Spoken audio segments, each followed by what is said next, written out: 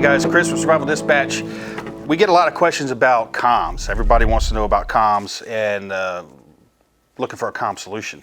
Obviously, in normal times, our cell phones are the greatest communication device on the planet, you know. But when that goes down, what's our backup? For me, it's a Hytera ham radio.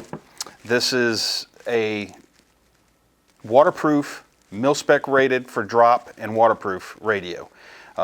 These are DMR capable as well, which I have yet to actually set this up to be able to do DMR with, but it is capable.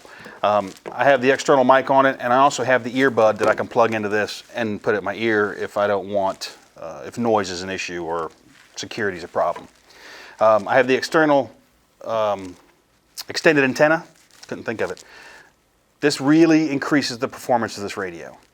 But as with all ham radios, it's all about the antenna. So the better your antenna, the better your radio is going to perform. So if I'm out someplace and reception's a problem, I carry in my pack this antenna as well. This is a J-pole antenna. It's just a simple wire antenna that I can toss up into a tree. Right here's the actual antenna, right there. That's the antenna itself. So I can toss this up into a tree. I have a cable that will come down with an adapter that will connect to the radio.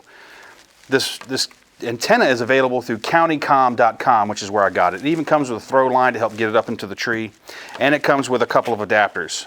If you needed to hook this to, say, a base station radio, like I have the mobile version of this mounted in my truck as well, so if I needed to get more reach out of my mobile rig in my truck, I could even hook this to that radio if I needed to. But having a ham radio, getting your license now, everybody says, well, I'm not going to get my license because if I need to use ham radio, it's not going to matter. The reason you get your license now is so you can learn to use the radio. Passing your test does not teach you how to use ham radio. You don't start learning until you start using the radio. That's when you learn all the limitations and the little tweaks. There's a lot of voodoo, in my opinion, involved with ham radio, especially when you get into HF. Now, this is only VHF, but when you get into HF stuff, antennas and that kind of thing really come into play. But even in VHF, the antenna is important. So that's why I carry a handheld. I have a mobile in my truck. I have a base unit at my house. So I can talk from my truck to home, from this to home. If I'm running around the property, I can have the radios on in the house and still be able to communicate. And I know that the one in my truck, which again it's this radio, just in a 25 watt version, I've talked 122 miles on before. That's a pretty good range for a mobile mounted radio just in my truck. And if I add this antenna, if I get this antenna up higher, I can get really good range out of this. We've talked, I know, 12 miles over this radio using this antenna at one time. Some folks may be like, well, that's nothing, I can get more. That's great. This is just what I carry in my pack as my emergency communications. It's because if someone's at my truck, there's communications there. And if I'm out with a handheld, I can at least talk back to my truck or I can talk back to my house. It all depends.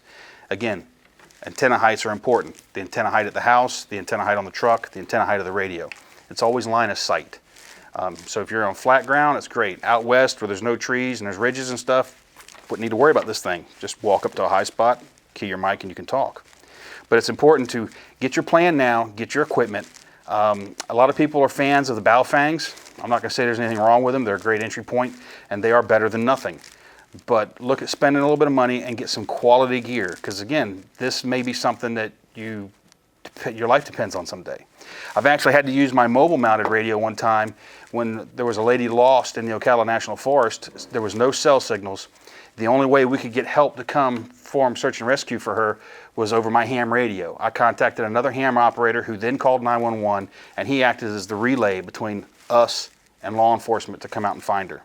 So it does have real world now uses, not just the end of the world. When you have these things, you'll discover it's kind of like getting a tractor around the homestead. You don't know how much you need one until you actually get it. So come up with a comms plan. If you have any questions, go to the Facebook page and post up. You guys know we have Nick Meacher on the Facebook page. He is the god of all things communications, in my opinion. I know he will argue that point with me, but he's an extremely smart guy. He speaks in a foreign language that I don't understand most of the time. But when I have questions, that's the guy that I go to. So let's hear what you guys are doing for your communication setup and ask your questions. We'll be more than happy to help get you the answers. And if we don't know, we'll just make something up.